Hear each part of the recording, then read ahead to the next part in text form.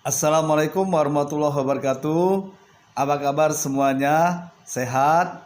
Alhamdulillah. Saudara-saudara, pada hari ini kita kembali untuk melanjutkan perkuliahan kita, yaitu mata kuliah keterampilan berbicara. Anda sudah siap mengikuti mata kuliah kali ini? Baik. Saudara, pada pembahasan kali ini kita akan mengambil pokok bahasan, yaitu kedudukan berbicara dalam kehidupan. Saya ulangi lagi, pokok bahasan kita pada hari ini adalah kedudukan berbicara dalam kehidupan. Saudara-saudara, tentunya Anda sudah mengetahui apa itu berbicara dan sudah memahaminya. Karena semua kita yang normal itu pasti selalu berbicara dalam kehidupan kita sehari-hari. Berbicara itu sebetulnya saudara menyampaikan pesan, menyampaikan informasi, pesan kepada orang lain, kepada si pendengar. Nah, oleh sebab itu pesan yang kita sampaikan itu harus mampu dipahami oleh si pendengarnya. Nah, hari ini kita akan membahas apa kedudukan berbicara dalam kehidupan masyarakat. Nah, perlu kita ketahui bahwa manusia itu adalah makhluk sosial. Kalau manusia makhluk sosial, berarti mereka saling berinteraksi satu sama lain. Makanya manusia itu akan dianggap manusia bila ia berinteraksi dengan lingkungan manusia.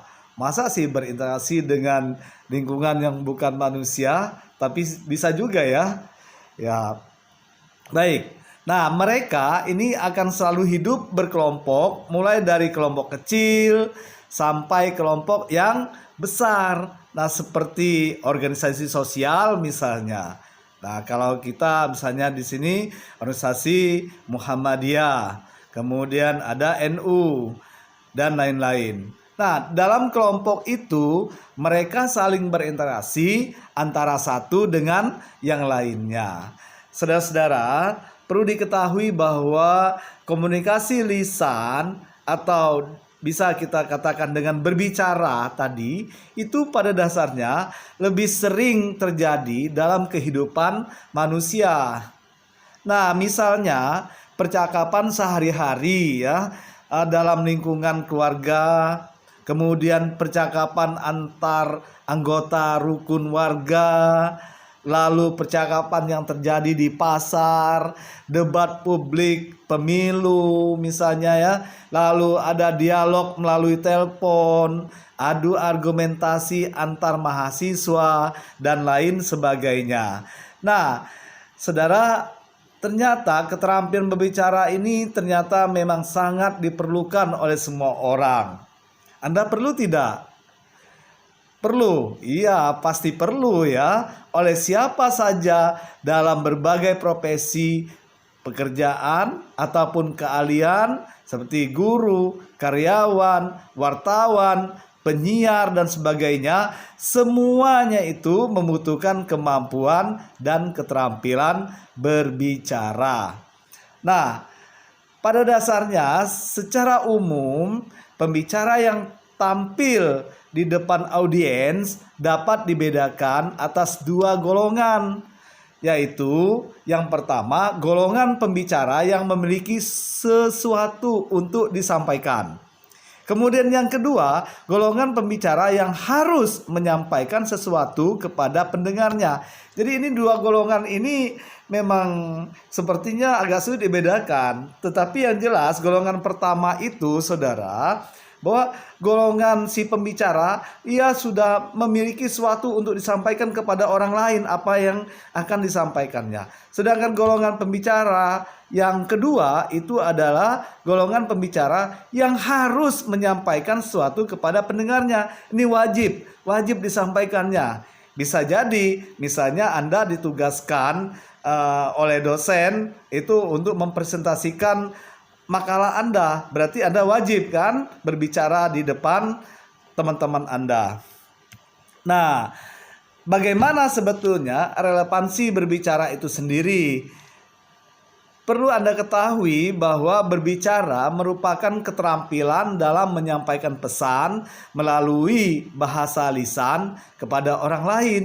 Berarti berbicara ini bersifat produktif ya, karena ia menghasilkan pesan. Nah, penggunaan bahasa secara lisan ini tentu saja dapat pula dipengaruhi oleh berbagai faktor. Adapun faktor-faktor yang mempengaruhi berbicara itu sendiri, ini secara langsung adalah sebagai berikut. Yang pertama, pelafalan. Jadi pelafalan kita itu memang harus jelas. Nih, agar orang itu mampu untuk memahami apa yang kita ucapkan. Kemudian intonasi. Intonasi ini juga harus ya naik turun ya, kemudian tinggi rendahnya suara itu akan terlihat, sehingga dengan adanya intonasi yang tepat ini akan membuat orang yang mendengar tidak jenuh, dan bahkan intonasi ini akan mempengaruhi keterampilan berbicara seseorang, sehingga orang lain itu selalu ingin dan senang mendengarkan kita berbicara. Kemudian yang berikutnya, pilihan kata. Nah, pilihan kata ini juga perlu Anda perhatikan, karena pilihan kata ini akan mempengaruhi keterampilan berbahasa kita, keterampilan berbicara kita, apalagi kita berada dalam situasi resmi ataukah berada dalam situasi tidak resmi. Oleh sebab itu, kalau kita berada di situasi resmi, kita wajib menggunakan bahasa Indonesia yang baik dan benar. Tapi kalau kita berbicara dalam situasi tidak resmi, ya kita bisa menggunakan bahasa Indonesia yang baik saja. Yang penting dapat dipahami oleh lawan bicara kita. Nah, kemudian struktur kata dan kalimat.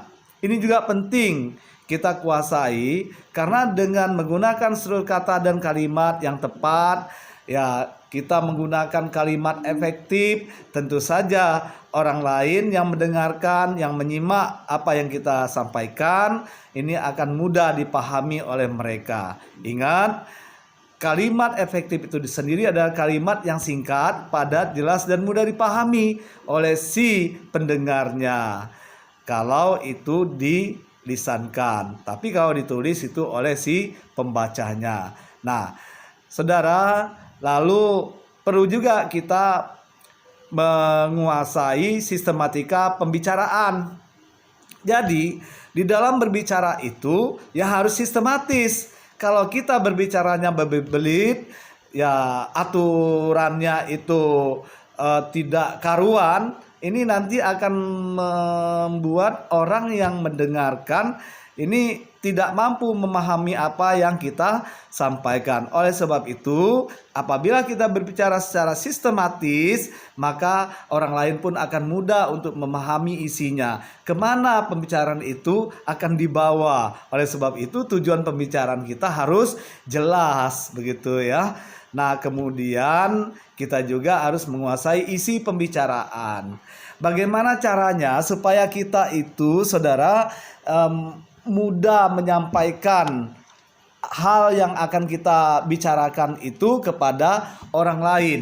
Berarti di sini kita harus mempersiapkan bahan yang akan kita sampaikan kepada orang lain itu. Nah, bahan ini dari mana kita peroleh? Tentu saja kan kita bisa berbicara secara lancar, secara sistematis, tentunya saja ya hasil dari kita menyimak dan juga kita membaca. Oleh sebab itu banyak-banyaklah menyimak dan banyak-banyaklah membaca, sehingga informasi yang kita peroleh dari menyimak dan membaca dapat kita gunakan dalam berbicara tadi. Nah, oleh sebab itu isi pembicaraan kita pun ini harus jelas, sesuai dengan topik yang kita akan bahas, yang akan kita sampaikan kepada orang lain.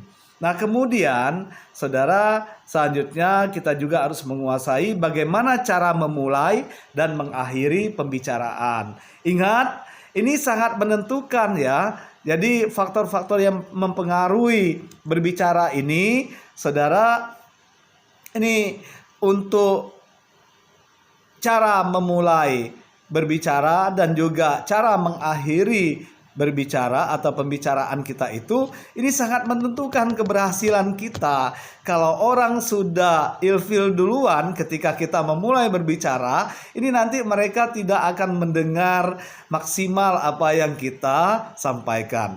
Tetapi kalau mereka apabila di awal sudah menyukai kita berbicara, mereka akan mengikuti hingga akhir pembicaraan kita. Oleh sebab itu, mulai berbicara itu ya buatlah orang itu merasa tertarik dan merasa ingin untuk mengikuti kita berbicara. Apa yang kita bahas akan diikuti sampai tuntas oleh mereka. Kemudian dan mengakhirinya juga demikian, sehingga nanti apa yang kita bicarakan itu bisa kita tegaskan kembali sehingga mereka juga mudah memahami apa yang kita sampaikan, sehingga nanti mereka pun dapat memiliki hasil pendengaran mereka terhadap apa yang mereka simak dari apa yang kita bicarakan. Kemudian yang berikutnya, tak kalah pentingnya ternyata faktor-faktor yang mempengaruhi berbicara ini penampilan juga. Kalau Anda berpenampilan menarik, orang akan senang loh. Nah, oleh sebab itu penampilan kita memang harus semenarik mungkin, sehingga orang pun ingin selalu ya berada di dekat kita dan mendengar kita. Apapun yang kita sampaikan, mereka bisa mengikutinya hingga selesai pembicaraan itu. Nah, saudara, perlu diketahui sebetulnya kita itu kan memiliki tujuan berbicara ya, seperti yang telah disampaikan di awal-awal perkuliahan kita, bahwa sebetulnya tujuan pembicaraan itu biasanya dapat kita bedakan atas 5 golongan. Yang pertama itu menghibur. Kita berbicara bisa saja untuk menghibur orang lain. Kemudian yang kedua untuk menginformasikan. Informasikan apa? Informasi pesan. Pesan yang ingin kita sampaikan atau berita yang ingin kita sampaikan kepada orang lain. Nah, oleh sebab itu isi pesannya pun apakah itu pesan yang harus mereka terima segera ataupun tidak segera, ini memang harus jelas. Jadi kita itu harus mampu menginformasikan pesan yang disampaikan kepada ya pendengar itu dengan jelas. Lalu kita harus menstimulasi. Nah, menstimulasi ini saudara, bahwa ya apa yang kita sampaikan kepada pendengar itu memang harus mampu mereka pahami dan mereka mau menyimaknya. Begitu, mau menyimak apa yang kita sampaikan. Oleh sebab itu, ya Anda harus mampu menstimulus mereka agar mereka mau menyimak pesan yang akan Anda sampaikan. Kemudian meyakinkan. Nah, saudara, ini tujuan kita berbicara juga harus mampu meyakinkan orang. Meyakinkan orang apa yang kita bicarakan itu adalah benar adanya dan dapat dipertanggungjawabkan kebenarannya. Nah, kita meyakinkan mereka agar mereka tuh mau menyimak apa yang kita bicarakan karena ini adalah penting dan mereka bisa nantinya untuk menginformasikan kembali kepada orang lain. Tapi hati-hati ya, jangan berita hoak yang Anda sampaikan. Nanti kalau disampaikan berita hoak, ya mereka juga akan menyampaikan ya hal yang sama. Ini akan mengakibatkan fatal pesan tersebut, sehingga akan merugikan banyak pihak dan merugikan banyak orang tentunya. Oleh sebab itu harus berhati-hati, harus selektif dalam menyampaikan pesan. Kemudian bisa jadi itu pembicaraan ini bertujuan untuk menggerakkan. Nah, menggerakkan, ya, kita menggerakkan seseorang agar mereka itu mau merespon apa yang kita sampaikan.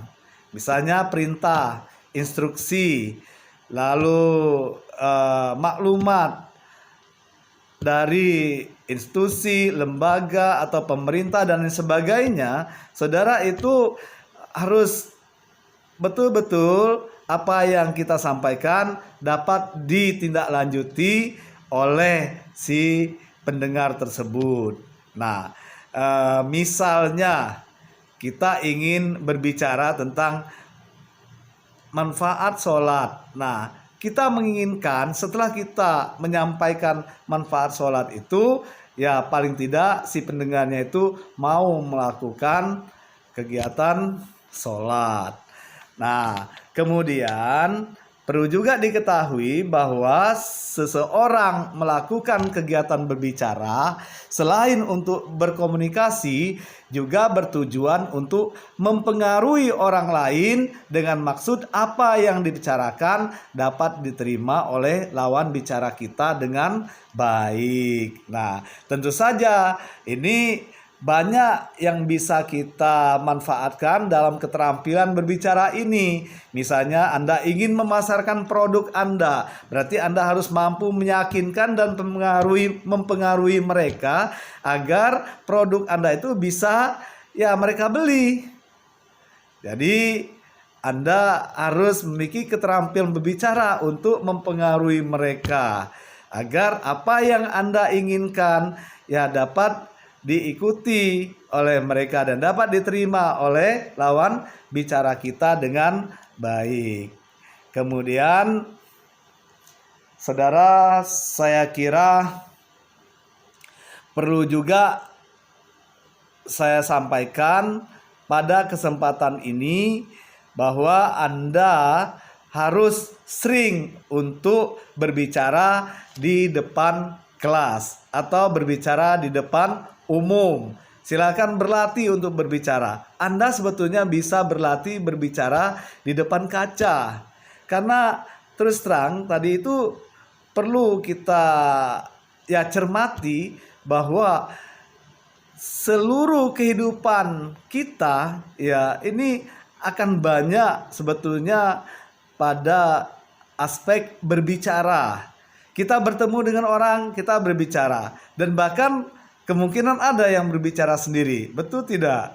Iya, oleh sebab itu Anda harus memanfaatkan peluang ini, kesempatan ini. Anda harus bisa terampil berbicara, karena berbicara itu kedudukannya sangat tinggi di dalam kehidupan manusia itu sendiri. Bahwa tanpa kita berbicara dengan orang lain tidak akan tahu apa keinginan kita. Orang lain tidak akan memahami maksud dan tujuan kita. Oleh sebab itu, saudara, berbicara ini merupakan salah satu keterampilan berbahasa yang wajib Anda kuasai. Nah, oleh sebab itu ada tugas buat Anda. Mohon silakan dibuat konsep tentang kedudukan berbicara dalam kehidupan. Silakan Anda buat konsepnya. Nanti segera Anda kumpulkan melalui email saya. Saya ulangi lagi, tugasnya tadi itu membuat konsep tentang kedudukan berbicara dalam kehidupan. Anda kirim hasilnya ke email saya, yaitu dalman.bangka@gmail.com. Saya ulangi, dalman.bangka@gmail.com. Saudara-saudara, saya kira untuk hari ini cukup dan insya Allah minggu depan akan kita lanjutkan pada topik ataupun pokok bahasan yang lainnya tentang keterampilan berbicara. Saya yakin dengan mempelajari keterampilan berbicara ini, Anda akan terampil berbicara dan Anda akan menjadi orang yang sukses apabila live speaking Anda atau speaking skill Anda yang saya maksud itu akan menjadi hal yang penting bagi Anda, sehingga Anda akan mempersiapkan keterampilan berbicara Anda menjadi suatu hal yang penting. Demikian, selamat belajar dan saya akhiri. Wassalamualaikum warahmatullahi wabarakatuh.